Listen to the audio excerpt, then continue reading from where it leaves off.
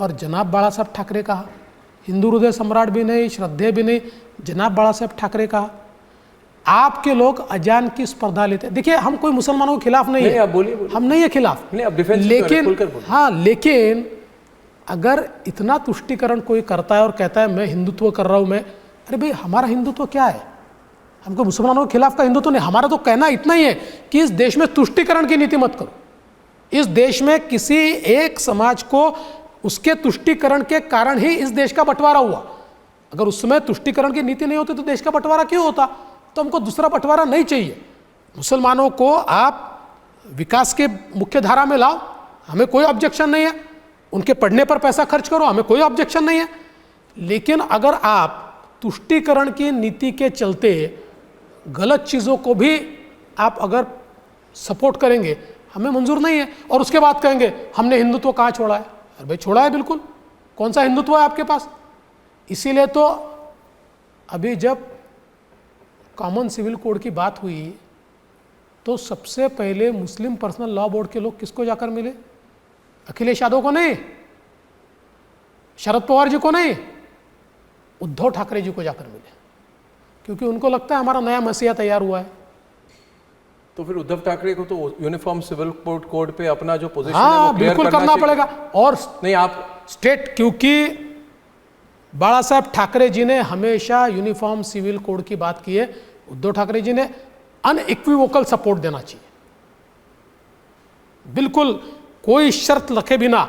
ये जो दोगली बात है, ऐसा करना चाहिए, बात करनी चाहिए, नहीं, मगर वो लाइन लेंगे कि ये तो इंपॉर्टेंट इशू नहीं है, मैं विकास की बात करता हूं, मैं पानी, बिजली, सड़क, पानी, ये नया अप्रोच हो गया उनका। तो अगर इस पर वो अवॉइड करे, जो मुझे लगता है कि वो अवॉइड करेंगे, मुझे लगता है कि वो अवॉइड करेंगे। मैं आपको एक चीज में बोलता हूं कि उद्धव ठाकरे जी ने बिजली, सड़क, पानी और विकास की बात की, ऐसा एक भाषण मुझे दिखा देना, आपको 1000 रुपये दे दूंगा।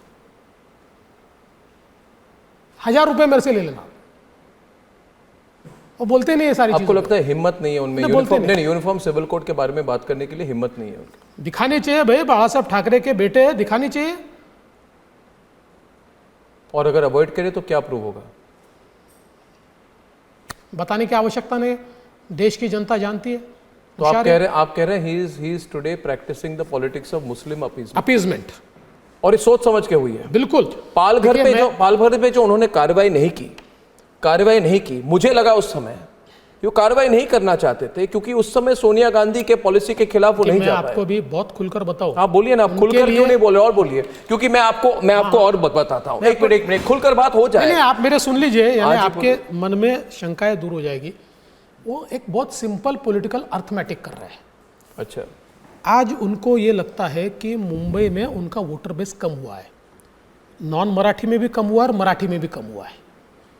अब वो समझ नहीं पा रहे कि इस वोटर बेस को हम सप्लीमेंट कहाँ से करें।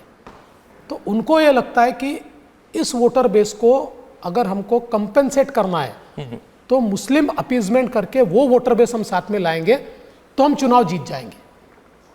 इसलिए उनका ये सारा झंझट झमेला चल रहा है। तो इनको दिखाना है कि वो एंटी हिंदू है। जैसे इसलिए उन्होंने नवनीत राणा को अरेस्ट किया था जब वो हनुमान चालीसा वाली केस। देखिए बिल्कुल, ये तो मतलब कितनी मूर्खता है कि हनुमान चालीसा जो बोली भी नहीं गई। अरे आप हिंदुत्ववादी हो, कोई मेरे घर के सामने आके हनुमान चालीसा बोले तो मैं उसका स्वागत करूंगा। चलिए, कोई ये कहता है कि नहीं, आपके घर के सामने आकर नहीं बोलते, हम हमारे घर में बोलते हैं, उसके बावजूद 12 दिन आप जेल में रखते हो। भारत है या पाकिस्तान है? इसीलिए उन्होंने भारत है कि पाकिस्तान है? वारिस पठान ने जब कहा कि हम 15 करोड़ 100 करोड़ पर भारी है, तो एमवीए की सरकार थी, उन्होंने कुछ नहीं करेंगे, वो करेंगे भी नहीं। और फ्री कश्मीर के नारे जब लगे थे गेटवे ऑफ इंडिया में, तब भी उन्होंने कुछ नहीं करेंगे वो। और उमेश कोले वाले केस जब हुई जी बिल्कुल, और आपके मंत्री ने उद्धव ठाकरे पर आरोप लगाई थी कि आप इसको एक चोरी के केस के तहत आप इन्वेस्टिगेट करें, उस पर भी उन्होंने कार्रवाई नहीं की। उसके बाद हमने कार्रवाई करवाई, नहीं तो उसको तो चोरी के केस करके खत्म कर दिया था। जी कर रहे थे। तो आप कह रहे हैं रेडिकलाइजेशन, ये तो फिर अपीसमेंट नहीं है, तो रेडिकलाइजेशन है। ये तो फिर जो रेडिकलाइज्ड एलिमेंट्स हैं उनको एनकरेज करने वाली बात है। देखिए, अब फैक्ट्स तो आपके सामने, मगर आप कह रहे हैं यूसीसी पर उनको अपना पोजीशन रखना, बिल्कुल रखना चाहिए। वो कह रहे हैं कि आप इलेक्शन पुश कर रहे हैं, देवेंद्र फडणवीस सब कुछ कह रहे हैं, मगर बीएमसी के चुनाव नहीं जीत पाएंगे। देखिए आप बीएमसी के चुनाव क्यों नहीं करवा रहे हैं?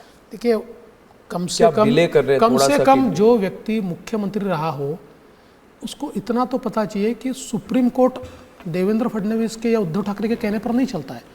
सुप्रीम कोर्ट में जो केसेस चल रही है और उनमें से कई पिटीशन उनकी है, उनके लोगों ने दाखिल की है, वो सारी पिटीशन क्लब करके सुप्रीम कोर्ट ने स्टेटस को देकर रखा हुआ है।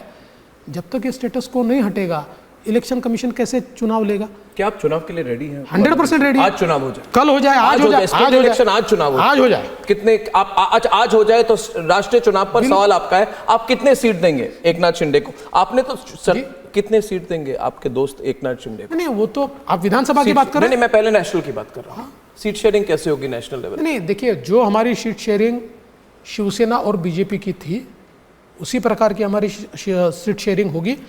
उनके साथ जितने एमपीज आए हैं वो सीटें उनको मिलेगी। शिवसेना जो सीटें लड़ती थी उनमें जहां उनके पास सही कैंडिडेट है वो सीटें उनको मिलेगी। हम जहां लड़ते थे हमारी सीटें हमको मिलेगी। और असेंबली में? असेंबली में भी करीब करीब वैसे ही होगा।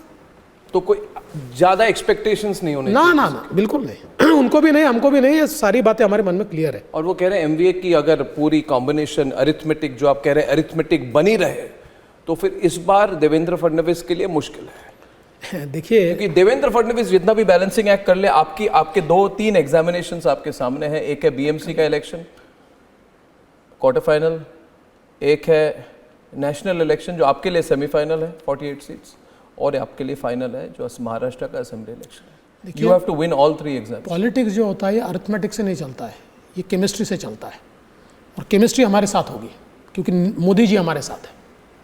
और फडणवीस जी, आखिरी सवाल, what about your personal ambition? और मुझे ट्रेडिशनल रिप्लाई मत दीजिए। You are a young leader, relatively young, and you are ambitious. मैं जानता हूं कि आप और सारे नेताओं को होना चाहिए ambitious for the country and for themselves.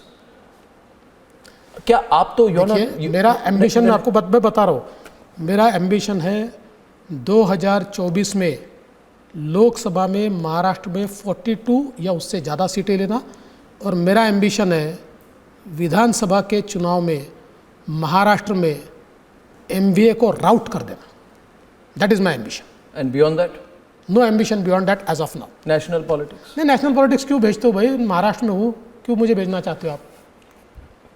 Devendra Fadnavis, thank you very much. Thank you, बहुत बहुत अच्छा लगा। Thank you very much for talking to me. Thank you.